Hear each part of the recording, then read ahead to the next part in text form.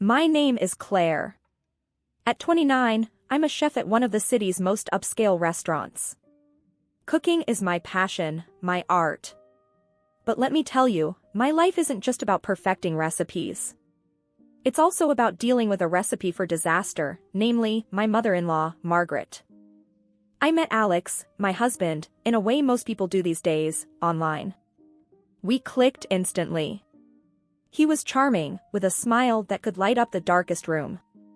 We married within a year, a small ceremony but filled with love.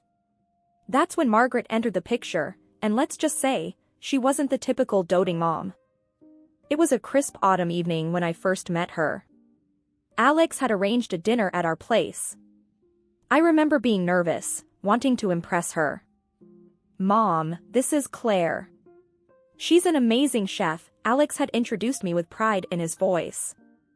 Margaret, a tall woman with sharp features, had looked me up and down, her eyes lingering on my apron like it was a piece of alien clothing. "A chef, huh? I hope you can cook something more refined than diner food." I had chuckled, nervously. "I'll do my best to impress you." Dinner was my arena, and I had put my heart into it. The table was set with my best dishes, herb-crusted lamb, a delicate risotto, and a chocolate mousse to die for. Margaret had poked at her food, a frown forming as she tasted each dish. "Well, it's edible, I suppose. Not what we're used to, but it'll do." Alex had shot me an apologetic look, but said nothing. That was Alex, always avoiding confrontation, especially with his mother. After dinner, as I was clearing the table, Margaret cornered me in the kitchen. "Claire, dear, I hope you understand that Alex comes from a refined family. We have certain standards." I had nodded, trying to keep my cool. "I understand, Mrs. Thompson. I'll keep that in mind." She had sniffed, her gaze cold and calculating. "See that you do. My son deserves the best." That night, as Alex and I lay in bed, I turned to him. "Your mother is quite something." He had sighed, pulling me close. "She's always been like that. But don't worry, we'll manage."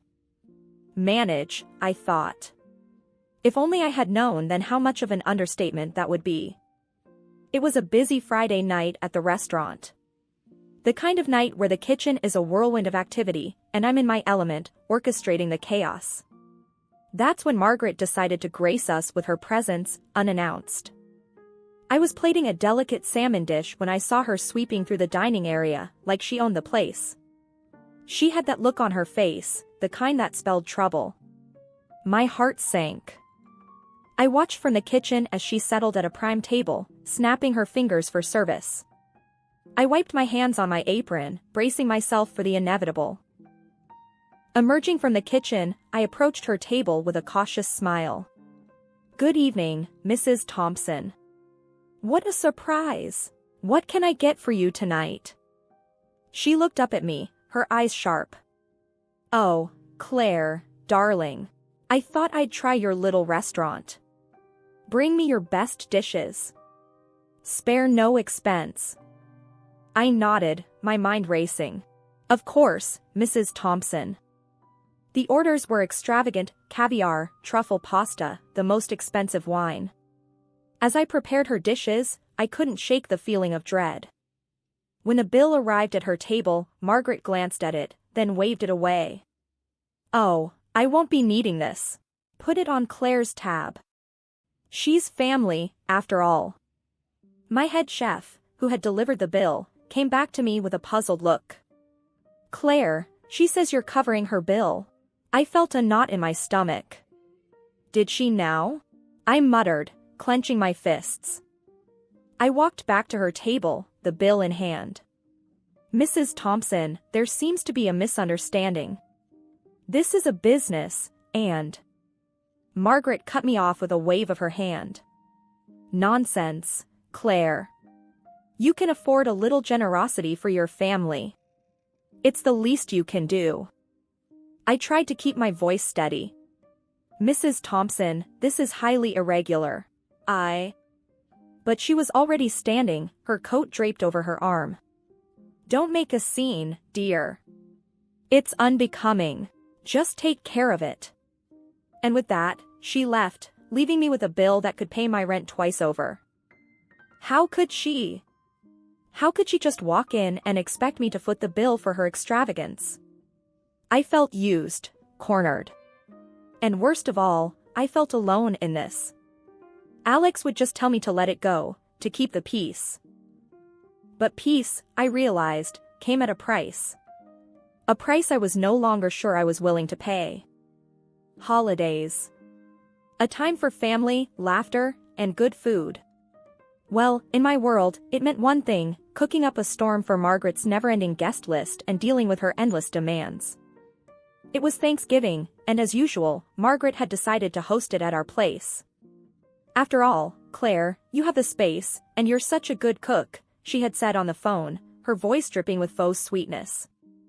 The day before Thanksgiving, I was in the kitchen, buried under a mountain of groceries that I had paid for, of course. The menu was a laundry list of Margaret's favorites, no regard for what I or anyone else liked. As I was peeling potatoes, Alex walked in, looking sheepish. "Babe," Mom called. "She wants to add a few more dishes. Some relatives just RSVP'd." I looked at him, my hands covered in potato skins. "More dishes? Alex, I'm already swamped here." He shrugged, avoiding my gaze. "I know, but you know how she is. It's just a few more people."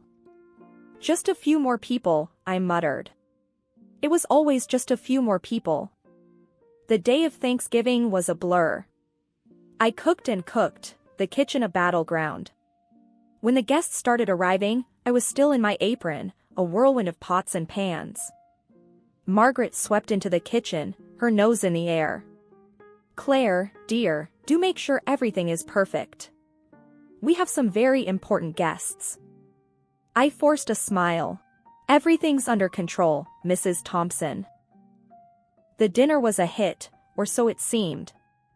I barely had time to sit down, let alone eat. Margaret played the gracious host, basking in the compliments, as if she had slaved over the stove all day. After the guests had left, I was clearing up, my back aching, my feet sore. That's when Margaret decided to give her feedback.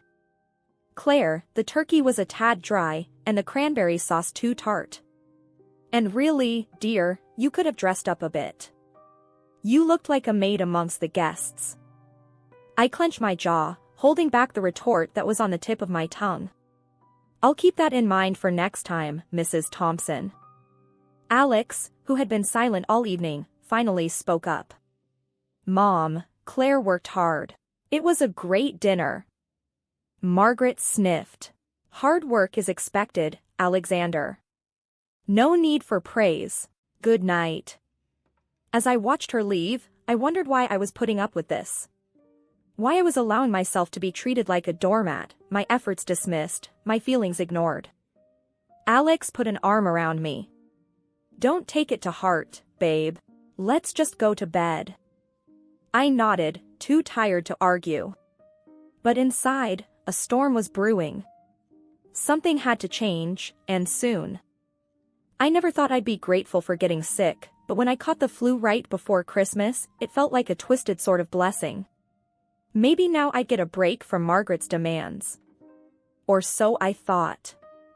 I was curled up on the couch, buried under blankets, a mountain of used tissues beside me. That's when my phone rang. It was Margaret, of course. "Claire, dear, you do remember Christmas is at our place this year. You'll be cooking, won't you?" Her voice was as cold as the winter outside. I croaked into the phone, "Margaret, I'm really sick. I don't think I can." She cut me off, her tone icy. "Sick? Convenient timing, I must say. We're counting on you, Claire. Don't be selfish." Selfish? I couldn't believe my ears. "Margaret, I can barely stand up. I'm contagious." There was a pause, then a huff. "Fine. We'll manage somehow. Don't expect us to be sympathetic." The call ended, and I was left staring at the phone, a mix of anger and disbelief churning inside me. Later that day, Alex came home, his face tense. Mom called me. She's really upset, Claire. She thinks you're faking it. Faking it? I sat up, the room spinning a bit. Alex, look at me. Do I look like I'm faking? He sat beside me, his expression softening. No, you look terrible. But you know how Mom is. She's stressed about Christmas. Stressed? What about me? Sick, exhausted, and now accused of lying. Alex, I need you to understand. I'm really sick. I can't cook for Christmas. He sighed, running a hand through his hair. I know. I'll talk to her. Just rest, okay? Rest. Right. As if I could rest with Margaret's words echoing in my head. The next few days were a blur of fever, chills, and restless sleep. Miraculously, I started feeling a bit better just before Christmas. Not great, but no longer on death's door. I told Alex, hoping for some understanding. Instead, he said, "That's great, babe. So you can make it to Mom's for Christmas, right?" I stared at him, my heart sinking. Alex, I'm still weak. I can't cook for everyone. He looked disappointed, almost hurt. But it's Christmas, Claire. Mom's expecting us. Can't you just make a small effort? Small effort? I was fighting to get out of bed, and he wanted a Christmas feast. No, Alex. I can't. And I won't. My voice was firm, a hint of the frustration I'd been bottling up coming through. He didn't say anything, just nodded and walked away. As Christmas Eve approached, I was still reeling from the flu. There was no way I could cook an entire feast. I decided to take a stand. I won't be able to cook for Christmas, but I'll order dishes from the restaurant, I told Alex, my voice firm. He looked at me, puzzled. What? But Mom's expecting you to cook, like always. I shook my head.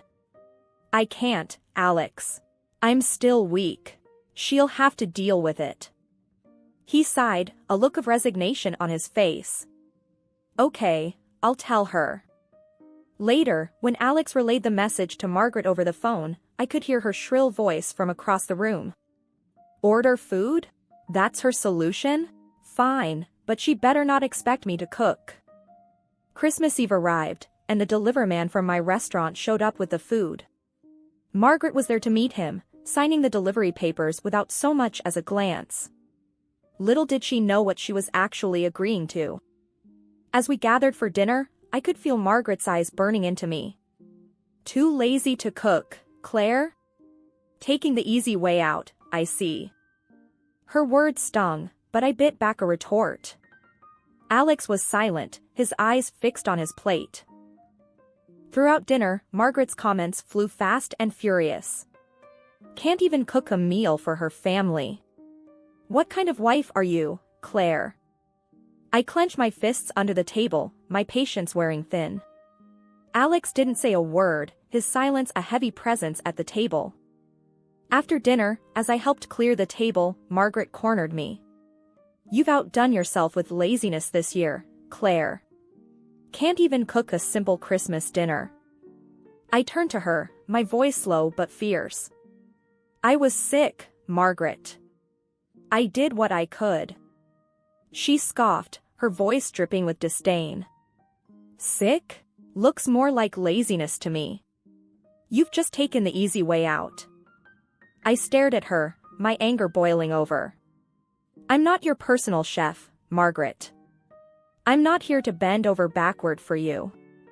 Her eyes widened in shock, and used to being spoken back to. But I was past caring. Alex finally spoke up, his voice weak. Mom, Claire's right. She was sick. But Margaret brushed him off, her gaze still fixed on me. You've made your point, Claire. Don't expect any sympathy from me. As all the guests gathered in the living room, I stood up, the eyes of the guests curiously fixed on me. A sly smile played on my lips, a sense of retribution fueling my courage. Before everyone leaves, I have something to say, I announced, my voice steady, yet loud enough to cut through the post-dinner chatter. Margaret, sitting at the head of the table, raised an eyebrow. What now, Claire? Another one of your excuses? No, Mrs. Thompson. It's about the dinner tonight, I replied, my satisfaction growing. You owe $5,000 for it. A collective gasp filled the room. Margaret's face transitioned from smugness to shock. Excuse me? $5,000? For what? I held up the invoice, detailing every item. For everything, the groceries, chef's labor, delivery. All of it. Her voice escalated, piercing the shocked silence. This is absurd. I will not pay for your incompetence. But you already agreed to, Mrs. Thompson, when you signed for the delivery, I countered, feeling a surge of power. She sputtered in disbelief. I signed for the delivery, not for this outrageous bill. From my folder, I produced the signed delivery papers. Unfortunately, you did. It's all legally binding. Alex, my husband, who had been a silent spectator, finally interjected, his voice laced with unease. Claire, isn't this a bit much? Margaret turned to him, her eyes alight with vindication. See, even your husband knows you're being unreasonable. I faced Alex, my resolve unwavering. It's not unreasonable, Alex. Your mother needs to understand the cost of her demands. Margaret stood, her chair scraping loudly against the floor. I will not be swindled by you. One of the guests, an elderly aunt, spoke up tentatively. Margaret, dear, if you signed it, it does seem fair to honor it. Margaret shot her a withering look. Fair? This is daylight robbery. Alex tried to calm the waters. Mom, let's discuss this rationally. Maybe there's a misunderstanding. There's no misunderstanding, Margaret shrieked. Claire is exploiting us. I interjected, my patience fraying. Exploiting? I'm asking to be paid for professional services, Mrs. Thompson. The room had fallen into an uncomfortable silence, the tension almost tangible. Margaret's gaze was venomous.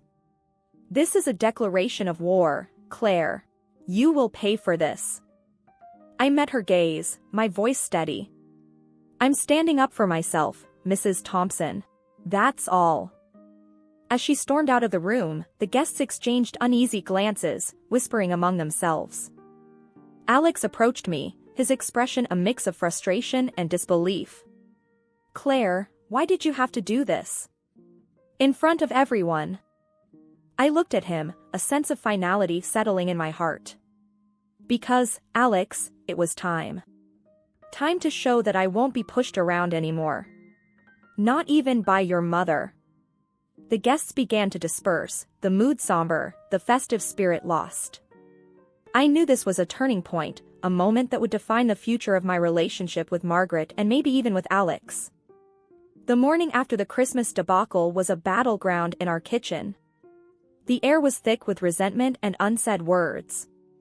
Alex had obviously talked to his mother before, broke the silence with a voice sharpened by anger. You humiliated my mother, Claire.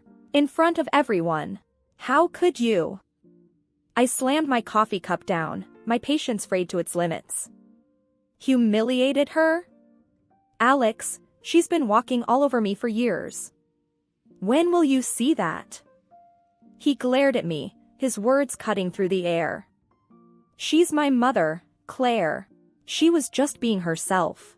You didn't have to go and make a scene. I stood up, my own anger rising. Being herself? You mean being overbearing, insulting, and downright disrespectful? And you never did a thing to stop her. He scoffed, his voice dripping with sarcasm. Oh, so now I'm the bad guy? She's always right, Claire. You just don't understand her. I stared at him in disbelief. Always right? Even when she treats me like dirt? Is that what you really think, Alex? He didn't back down. Yes, I do. She's my mother. She comes first. That was the last straw. I felt something inside me snap. First? What about your wife, Alex? Where do I come in your life? He didn't answer, just gave me a cold, hard look. I took a deep breath, my decision clear in my mind. You know what, Alex? I'm done. I can't do this anymore. I'm filing for divorce. His face went from anger to shock. Divorce? You're going to throw away our marriage over this. I shook my head, a bitter laugh escaping my lips. No, Alex. I'm saving myself. From your mother, and from a husband who won't stand up for his wife. He looked like he wanted to say something, but no words came out. Instead, he just stormed out of the kitchen, leaving me standing there, a mix of anger, relief, and sadness swirling inside me. The rest of the day passed in a tense silence. The chasm between us had grown too wide to bridge. I knew I had made the right decision, but it didn't make it any less painful. Months had passed since I filed for divorce. The world I once knew had crumbled, but from its ashes, I was building something new, something that was mine. I found myself in the kitchen of my apartment, the morning sun casting a warm glow on the walls. The aroma of fresh coffee filled the air, a comforting presence in my newfound solitude.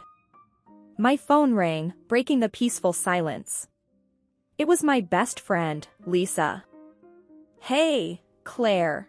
How are you holding up? Her voice was filled with concern. I took a sip of my coffee, a smile touching my lips. I'm good, Lisa. Really, I am. I feel free. She chuckled. That's great to hear. You sound better. I leaned against the counter. I am better. I'm focusing on myself now, my career. I'm rediscovering who I am, without Alex, without Margaret. There was a pause, and then she said, I'm proud of you, Claire. You're doing what's best for you. I sighed, a sense of contentment washing over me. Yeah, it's been tough, but I feel stronger, you know? I'm finally standing up for myself.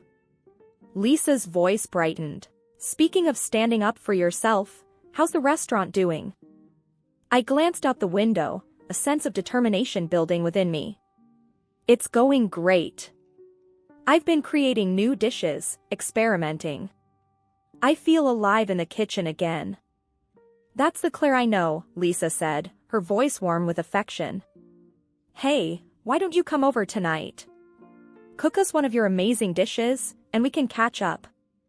I laughed, the sound light and genuine. I'd love that, Lisa. It'll be nice to cook for friends again. After hanging up, I looked around my kitchen, a space that was once a battlefield of marital disputes and now a sanctuary of my independence. I picked up a photo from the counter, one of me and Alex in happier times. For a moment, I allowed myself to remember the good times, the love that once was. Then, with a deep breath, I put the photo away in a drawer. It was part of my past, a chapter that had closed. As I prepared for the day, I felt a sense of excitement for what lay ahead. The divorce had been a difficult journey, but it was also a journey of self-discovery and empowerment. That evening, as I cooked in Lisa's kitchen, laughter and chatter filling the room, I realized this was what happiness felt like. No pretense, no pressure, just me being me. As we sat down to eat, Lisa raised her glass. To new beginnings, Claire. I raised mine, a smile spreading across my face. To new beginnings. My name is Sarah, a dedicated mother of 2 wonderful kids. Michael, my husband, is a hardworking man who spends most of his days at his job. We have a lovely 3-year-old daughter named Lily, and our youngest, Mia, is just a year old. Life is generally good for our ordinary family, but there's one thing that constantly nags at me. My mother-in-law, Linda. It feels like Linda comes over at the most inconvenient times, especially during dinner preparation. Without much warning, she walks into our home, just as she often does. It's not a fixed schedule, but she shows up around this time frequently enough that Lily hardly even looks away from her favorite cartoon. "Sarah, is this fried food again?" Linda's disapproval is evident. "That's not good. It's so oily. You need to take better care of Michael's stomach when he comes home tired from work. It's not good for the grandkids either." "But Lily really likes it," I reply hesitantly. "Well, that's because you only feed her junk. Look, I've made a creamy vegetable stew and minestrone for you. It's essential for the kids to get used to Western food from an early age." Linda starts setting the table with the large containers of creamy stew and minestrone she brought. It's a lot, enough to last for at least 3 days, and I feel a little down just looking at the stew, which is mostly just carrots and cabbage. "Come on, stop daydreaming. I'll take the food you made home with me, so go ahead and pack it up. It's not tasty, but we can't waste food." This is routine. Last time she visited unexpectedly, she replaced my clam chowder with her own fried chicken. Holding the still-warm container, she left without even looking at her grandchildren.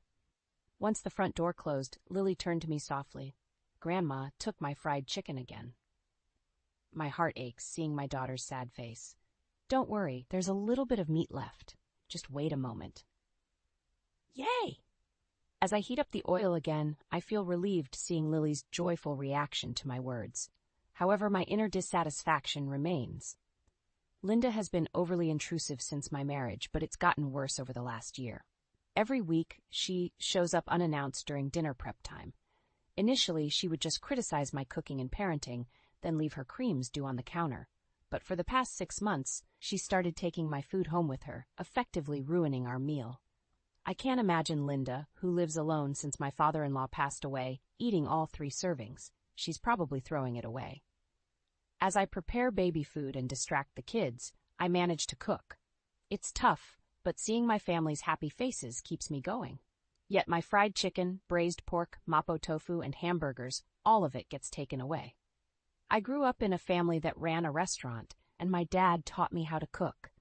So I'm confident in my culinary skills. And yes, I think my food tastes better than Linda's overly sweet creams do. It irks me to have my skills negated by her. But with Lily and Mia in the picture, I've been struggling to stand up to Linda, their grandma. More cream stew? Michael, who comes home after the kids have gone to sleep, makes a face when he sees dinner. Since only Lily's share of fried chicken was left, I served Michael a large platter of the cream stew. What can I do? It's what Linda brings over. If you don't like it, you tell her. "Yeah, I guess." Michael pokes at the stew, as non-committal as ever. She shows up without considering Mia's nap time and even takes away Lily's favorite foods right in front of her. Well, she's lonely since Dad died. That was 2 years ago. How much longer do I have to put up with this? "Yeah, I guess." Michael is usually reliable, but he avoids confrontation when Linda is involved. Another pointless conversation goes by, and I let out a deep sigh. The only silver lining is that she hasn't suggested moving in.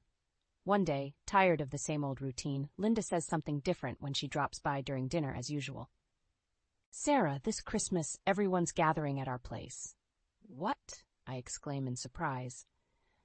After Michael's father passed away last year, we couldn't really do anything, right? We've been relying on relatives from his side since the funeral, so I'm inviting them to our home as a way of saying thank you. I try to hide my reluctance, but it's challenging. Linda has always been in the habit of hosting family gatherings at her brother-in-law's or her own childhood home for Christmas and family reunions. Hosting it at her place is a significant change. "Sounds exhausting," I respond with a lack of enthusiasm to Linda's arrogant tone, wondering how she plans to host people suddenly when we've always gathered elsewhere for such occasions. She frowns at me, looking like she's dealing with someone of lesser intelligence. "You're not just a bystander here. You'll be helping too." "What? Come over on the 24th and help clean up. Your sisters-in-law will be there as well, and we'll need all the hands we can get." Stunned by Linda's audacious decision, I try to quickly object. But Mia is so young. Just use a baby carrier or something. That's how women used to do it back in the day. Maybe, but you're also in charge of the full-course Christmas meal. Don't you dare repackage store-bought food or cook anything that tastes bad. I don't want to be embarrassed. What? You can't be serious. I'm thinking of inviting Michael's dad's relatives on one day and my sister's family and our daughter on another. It'll be a busy holiday. Although she's complaining, I can sense a happy aura coming from her. Hold on. The one who's going to be busy is me, not you. As the daughter-in-law of this family's eldest son, do your duty properly, okay? Having had her say, my satisfied Linda leaves the meal untouched and heads out, leaving me stunned and my surprised son behind. She doesn't forget to pack the shrimp gratin that just needs to be baked, though. That night, when I tell Michael about it, he's as bewildered as I am. What?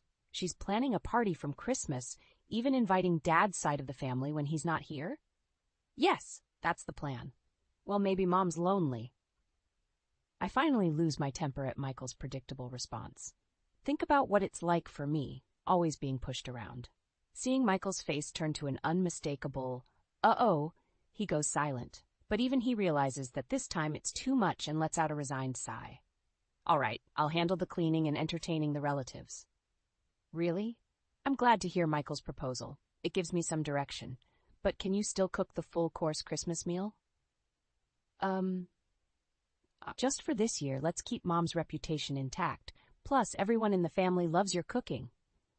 As he pleads, Michael is staring at the meatloaf Linda left for us.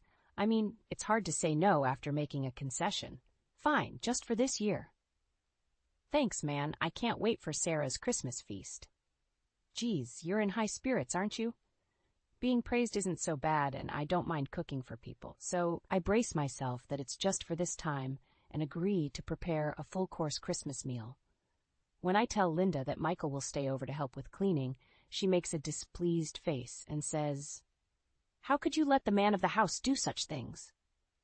But he insisted, and I don't mind.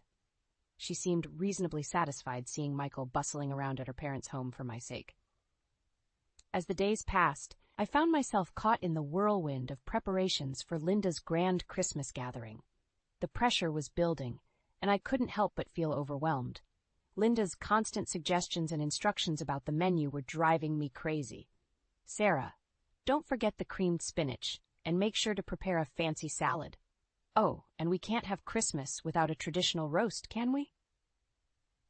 I nodded, feeling like I was slowly losing control over the holiday meal I had reluctantly agreed to prepare. It was supposed to be a collaborative effort with Linda, but it felt more like she was taking over everything. Michael tried to mediate between us, but it was challenging. He wanted to keep the peace and make everyone happy, but I could see the tension building in him as well. Our relationship was strained, and it seemed like Linda's presence was taking a toll on our marriage. One evening, after a particularly exhausting day of shopping for ingredients and decorations, Michael and I sat down to talk. Sarah, I know this is tough, but please try to understand Mom's perspective. She's been through a lot since Dad passed away, and she's trying to hold on to some sense of normalcy. I sighed, feeling torn between my frustration and sympathy for Linda. I get that, Michael, but it feels like she's taking over everything. I agreed to cook the Christmas meal, but now it seems like she's planning the entire event without me. Michael looked conflicted, torn between supporting me and not wanting to upset his mother. I'll talk to her again, try to find a middle ground. But please, just for this Christmas, can you go along with her plans? It would mean a lot to her. I reluctantly agreed, hoping that this compromise would ease the tension in our family. As the days passed, I continued to prepare dishes for the feast, trying to balance Linda's demands with my own culinary preferences. It was a challenging task, but I was determined to make this Christmas special for everyone. However, the closer the holiday approached, the more I felt the weight of the expectations and the mounting pressure. I couldn't help but wonder if I had made a mistake by agreeing to this in the first place. As Christmas Eve drew nearer, the stress of preparing for Linda's grand gathering began to take its toll on me. The pressure to meet her expectations weighed heavily on my shoulders. I spent countless hours in the kitchen, meticulously preparing each dish from scratch. The creamy spinach, fancy salad, traditional roast, and all the other items on Linda's extensive menu were lovingly cooked and garnished. Michael had tried his best to help, but he was also caught in the crossfire between his mother's demands and my desire for a peaceful holiday. The tension in our home was palpable. Even Lily and Mia seemed to sense the unease, their usual cheerful spirits somewhat dampened by the atmosphere. I knew I had to keep it together for their sake, but it was becoming increasingly challenging. On Christmas Eve morning, Linda arrived early, ready to supervise every detail of the preparations. She watched my every move as I put the finishing touches on the dishes. Her critical eye never left me, and I felt like I was being judged at every turn. As the hours passed, the house filled with the mouth-watering aroma of the Christmas feast. The table was set with care, adorned with festive decorations and flickering candles. Guests began to arrive, and the house buzzed with the excitement of the holiday. Despite my exhaustion and the mounting stress, I couldn't help but feel a sense of accomplishment as I looked at the beautifully presented dishes. This was my chance to prove myself, to show Linda that I could handle the responsibility she had entrusted me with. As the meal began, the first few bites were met with polite compliments from the guests. Linda's face lit up with satisfaction as she received praise for her meticulously planned Christmas gathering. I kept a watchful eye on Michael, who was doing his best to mediate between his mother and me. But as the meal progressed, something unexpected happened. Sophia, Linda's sister, began to compliment the dishes one by one, praising their flavors and presentation. She seemed genuinely impressed by the food. Sophia's words caught the attention of the other guests, and soon the entire table was filled with compliments and appreciation for the meal. Linda's smile faltered as she realized that the credit for the delicious food was being showered on me, not her.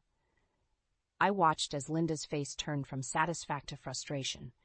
She had been so focused on maintaining her reputation as the perfect host that she hadn't noticed the genuine joy and gratitude from the guests.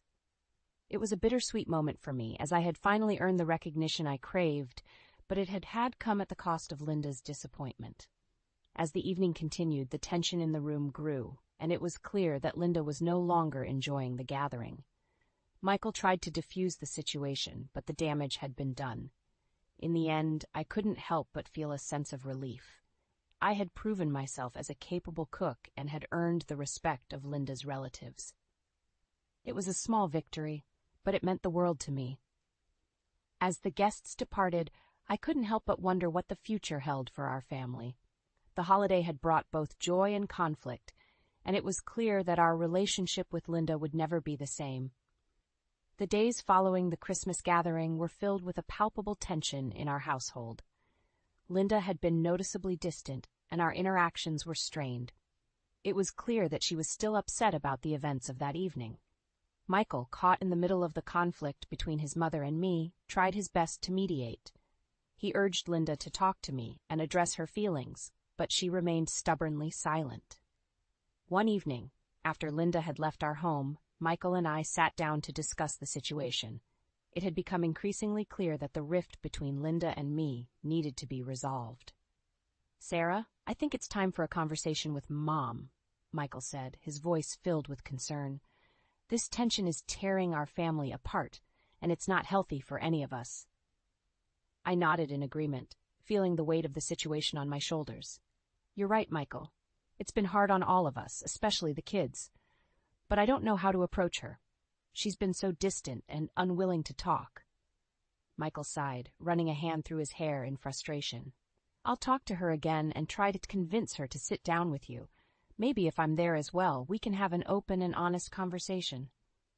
I appreciated Michael's willingness to help, and we made plans to confront Linda together. It was clear that something needed to change for the sake of our family's well-being. A few days later, we gathered in Linda's living room, the atmosphere heavy with tension. Linda looked uncomfortable, but she agreed to the meeting. Michael took the lead, addressing Linda gently but firmly. "Mom, we can't continue like this. The tension between you and Sarah is affecting all of us, especially the kids. We need to find a way to resolve our differences and move forward as a family." Linda remained silent for a moment, her gaze fixed on the floor. Finally she spoke, her voice filled with a mixture of frustration and sadness. I just wanted everything to be perfect for Christmas. I didn't mean to overshadow Sarah's efforts or make her feel like she wasn't appreciated. I took a deep breath, choosing my words carefully. Linda, I understand that you wanted the best for the family, but it became overwhelming for me. I felt like my efforts were being dismissed, and it created a lot of stress. I just wanted to contribute to the holiday in my way. Tears welled up in Linda's eyes as she looked at me. I didn't realize how much I was hurting you. I'm so sorry, Sarah. I never meant for it to come to this. We continued to talk, addressing our feelings and concerns openly and honestly. It was a difficult conversation, but it was also cathartic. Linda admitted that she had been struggling with her grief and had been trying to hold on to traditions to feel close to her late husband. In the end, we reached an understanding. We agreed to communicate better and find a way to celebrate holidays and family gatherings that honored both our traditions and contributions. It was a step toward healing the rift in our family.